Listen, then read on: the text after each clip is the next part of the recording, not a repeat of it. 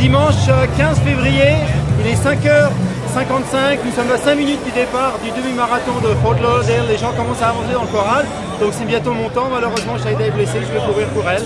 Et on se voit à la fin, un temps parfait, une température idéale, on se voit à la fin de la course.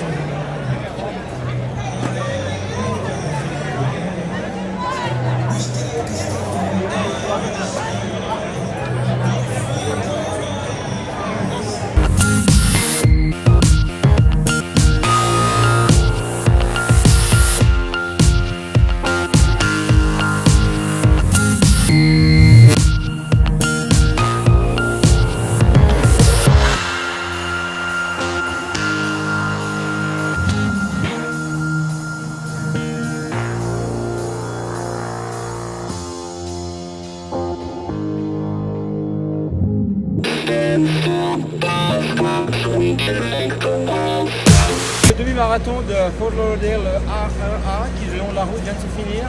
Un temps incroyable, vous voyez, 10 degrés au départ, il doit peut-être faire 12-13 maintenant. Un petit peu de vent, mais vraiment des conditions excellentes.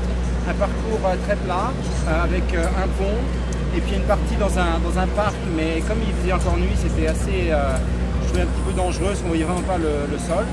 Et pas de lumière ni rien, mais enfin ça s'est bien passé. Un temps final 1h26 minutes 29 secondes, temps pas encore officiel, mais vraiment très content. Je pensais faire 1h27-30, donc une minute de plus, une minute de moins, pardon.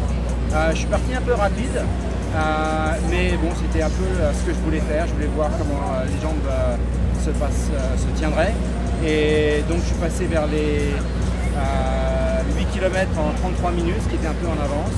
Et là j'ai commencé à me dire, oh, je peux partir vite, les jambes commençaient un petit peu à soutenir, mais j'ai essayé de garder un rythme constant.